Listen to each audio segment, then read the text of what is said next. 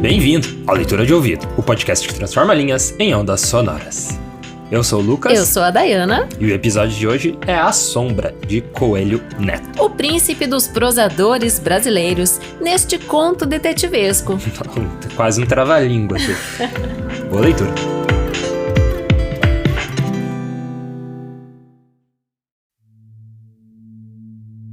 A Sombra, de Coelho Neto.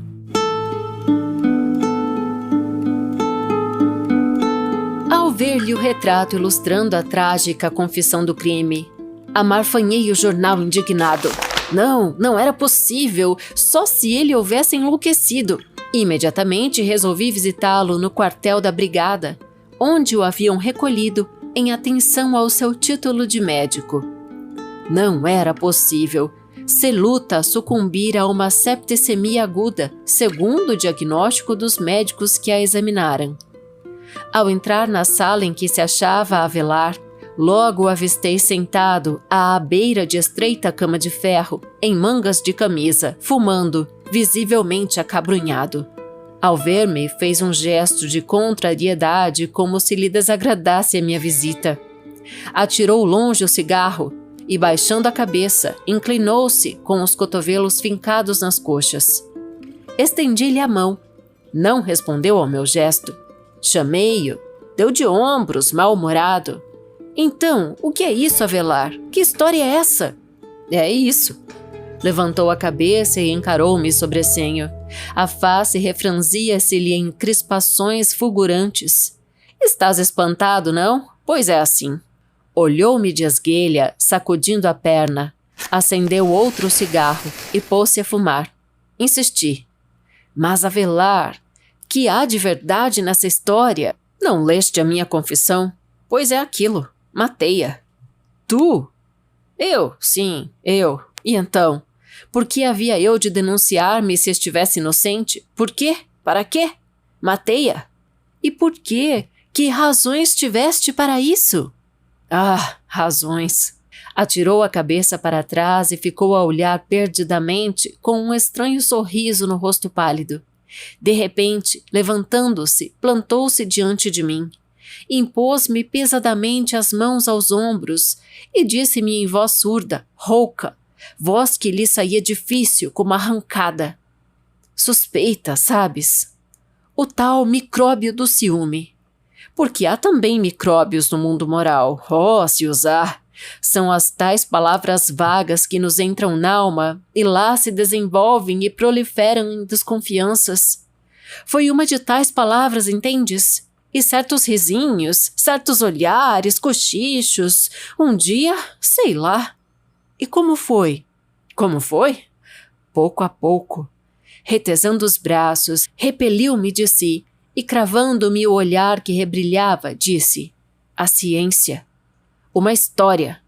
Tudo falha. Nada se pode afirmar, nada. E queres que te diga? A mais culpada em tudo isso foi a ciência. Foi ela que me levou ao crime, porque o ciúme... Não havia motivo para ciúme. Seluta era honesta. E então? Então, eu te digo, já sabes como a matei, não? Envenenada. Envenenada? Pois seja. Matei-a com bacilos de tuberculose, esses e outros germes letais. Propinando-lhes as primeiras doses inoculadas em frutos. Tratava-se então da vingança da minha honra, pobre Seluta. Esperei as manifestações do mal e nada. Em vez do deperecimento dos sinais característicos da ação destrutiva do bacilo de Koch, o que eu via, e todos os apregoavam em louvores, era o reviçamento da vítima. Mais robustez, aspecto magnífico, apetite, sono tranquilo, rigidez absoluta. A própria enxaqueca que de vez em quando a atormentava desapareceu. Tu mesma felicitaste uma noite no municipal. É verdade. Pois aí tens o que me desvairou. Não foi o marido o assassino. Foi o bacteriologista, o homem de ciência, o prático de laboratório, entendes? O profissional que não podia compreender que um organismo, frágil como o de Seluta, resistisse ao ataque insistente de tantos vibriões. Era um corpo inçado de elementos mortíferos, cada qual mais violento, e nada. O que então se deu foi horrível. Desanimado da ação dos bacilos de Koch, lancei mão de tudo que tinha no meu arsenal e aquele corpo sempre refratário, carne como de Aquiles, era de enlouquecer. E o pior é que comecei a temê-la, a evitá-la, sabendo como sabia que toda ela era um depósito de vírus, que um pouco de sua saliva, do seu suor, do seu sangue, o mais leve contato com o seu corpo, poderia transmitir-lhe a morte. Desconfiando do meu retraimento, ela tornou-se mais meiga, mais assídua em carinhos. Horrível! Contemplando-a acordada à mesa, na sala, nos teatros, em festas, ou adormecida ao meu lado no leito, eu não via a ela, Seluta, não. O que eu via era uma incubadora de morte, uma figura sinistra que encarnava todas as pestes, não lhe sofrendo as consequências, como as serpentes não se envenenam com a peçonha que trazem. O marido desapareceu, ficando apenas o observador apaixonado por uma experiência.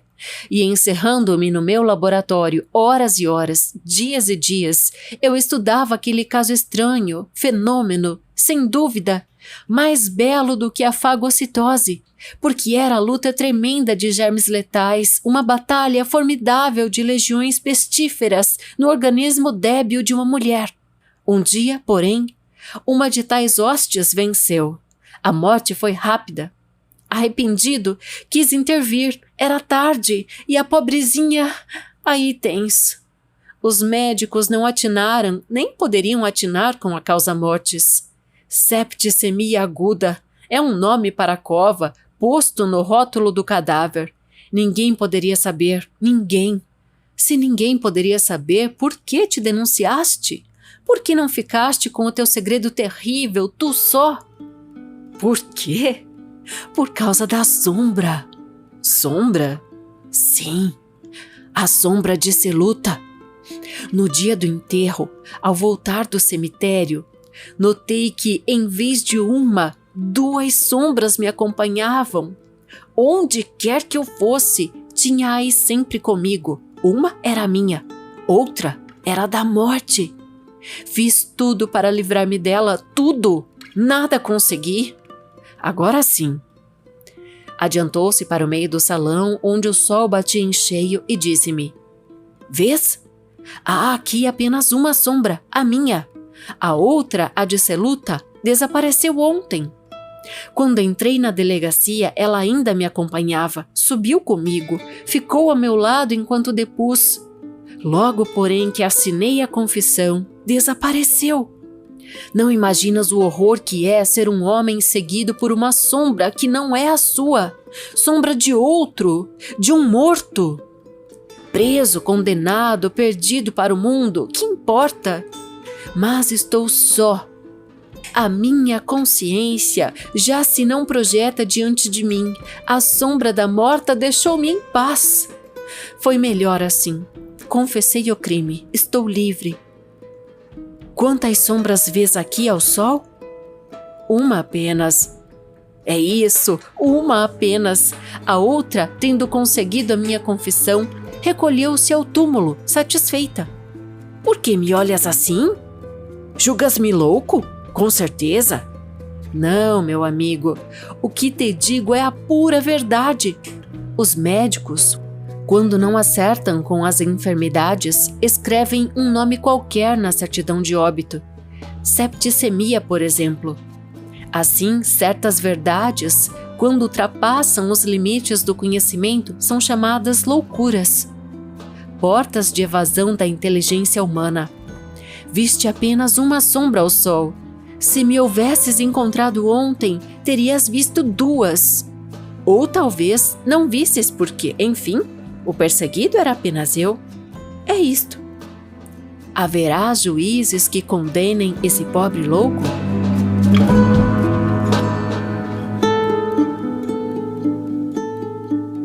E esse foi A Sombra, de Coelho Neto. E haverá juízes que condenem esse pobre louco. Até é curioso se você jogar no Google, Lucas, casos reais em que o réu foi absolvido em função da loucura. Vai vir inúmeras respostas ali. Sim, é louco. A faculdade mental, né? Uma coisa que às vezes é alegada. Sim. Esse assunto é vasto, né? Mas ela morreu tomou Yakult ali, né? Yakult. Quase combinou com o nome da mulher, Seluta. Né? O nome também... Bem diferente. Que já tem o luto dentro do nome, né? E verdade. tem a ideia de lutar, né? Se luta. Então, só que é com C, né? O se luta seria a partícula reflexiva, né? C, da língua portuguesa é com S. Mas pela sonoridade a gente pode imaginar algumas coisas com o nome da mulher. E isso intriga demais porque quando ele começa realmente a envenenar a esposa, né, ele percebe que ela ficou mais forte. E ela sempre tinha uma saúde frágil, né? Envenenar, entre aspas, né? Porque ele começa a incutir os bacilos, né? Até eles usam o termo de bacilos de tuberculose aqui. E ela vai ficando mais forte. Não são lactobacilos. Não são lactobacilos do Yakult. Não é. Ela vai comendo melhor, dormindo melhor, ou seja, ela realmente luta, ela se luta, mesmo sem saber que ela está passando por esse processo ali, né, indecoroso, né, por parte do seu companheiro, do seu cônjuge. Científico, né, segundo ele. É interessante a gente citar algumas coisas, porque o personagem aqui do Coelho Neto é um médico, né? É um médico que realiza, então, esse procedimento, ele faz com pleno conhecimento de causa, ele sabe que ele está lidando com organismos vivos que serão nocivos à saúde da esposa. Só que tem uma frasezinha no começo do conto que coloca aquela pulga atrás da nossa orelha, né? Que o amigo, então... A gente percebe que esse conto ele é feito todo de um diálogo, né? Ele inicia com um dos amigos lendo o jornal, descobrindo, então, o malfado do amigo médico, que estaria provavelmente preso, então, no quartel da brigada, já que ele era médico, né? Então ele se dirige para lá e o conto se desenrola com o diálogo entre ambos, né? Ele começa perguntando: o que é isso, Avelar? Que história é essa? E a frase que eu ia dizer, que é essa frasezinha que dá essa pulguinha atrás da nossa orelha, é quando ele se relaciona à pulga do ciúme, né? A cosquinha do ciúme.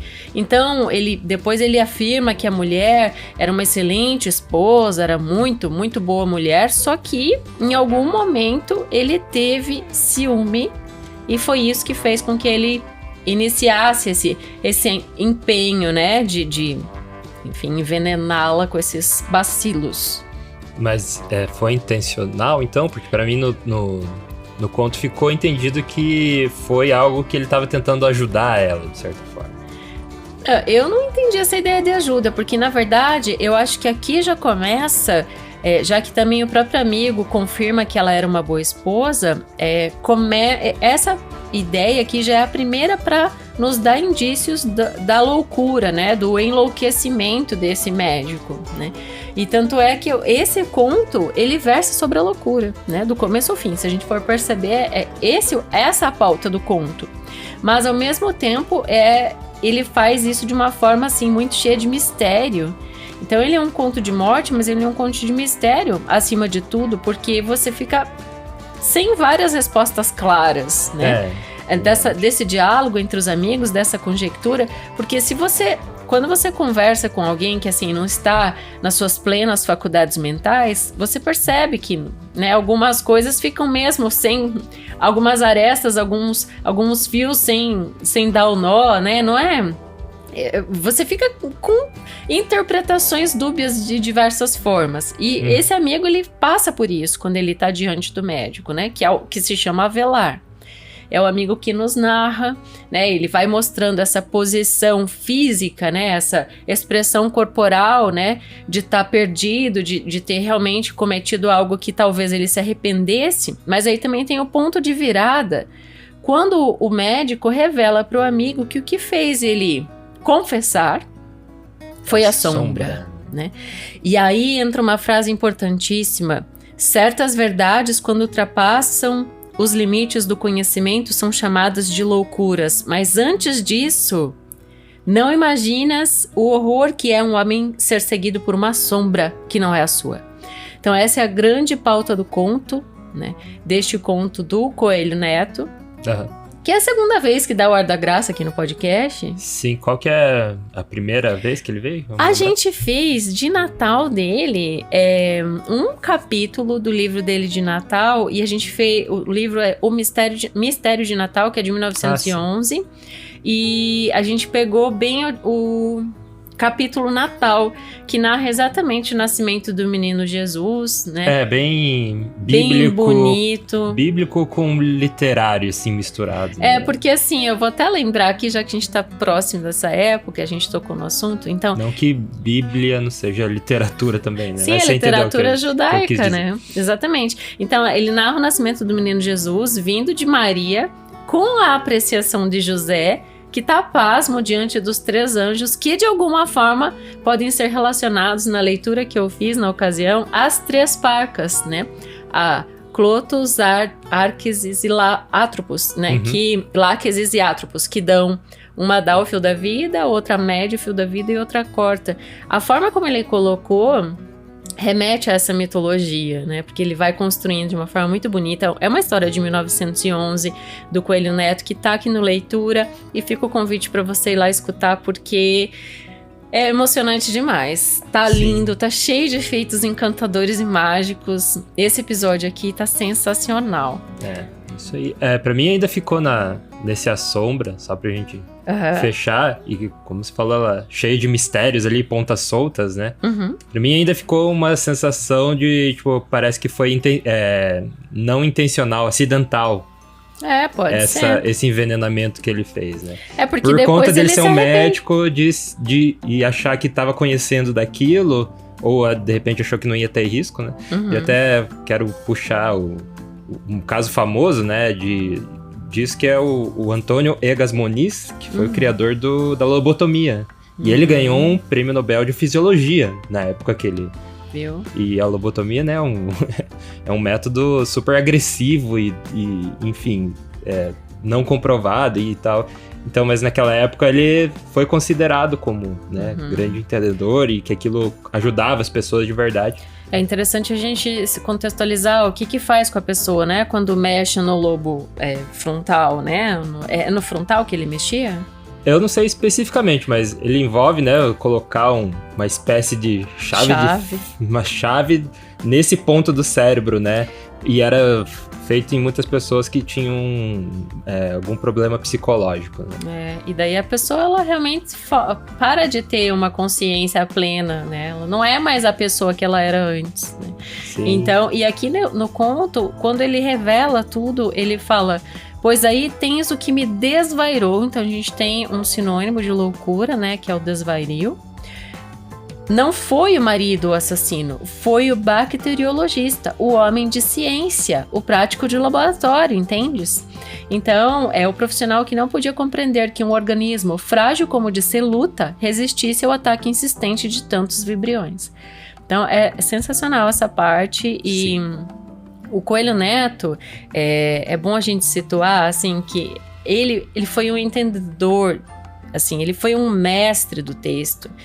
Tanto é que, em função disso tudo, a gente tem colocações dele em vários momentos da literatura brasileira, sabe? Tipo, alguns o consideram pré-moderno, né? Aí tem algumas questões simbolistas, algumas que o aproximam do parnasianismo, né?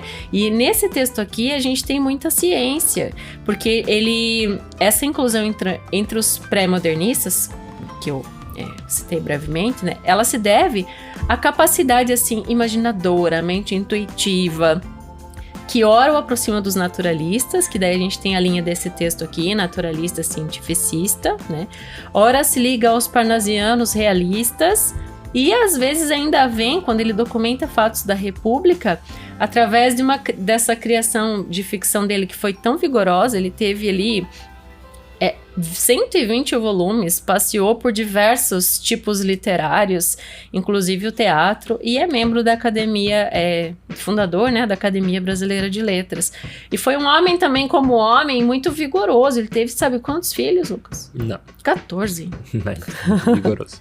Teve 14 filhos, né? Então, realmente foi uma história de vida bem grande. E eu acho interessante repetir aqui, certas verdades, quando ultrapassam os limites do conhecimento, são chamadas de loucuras.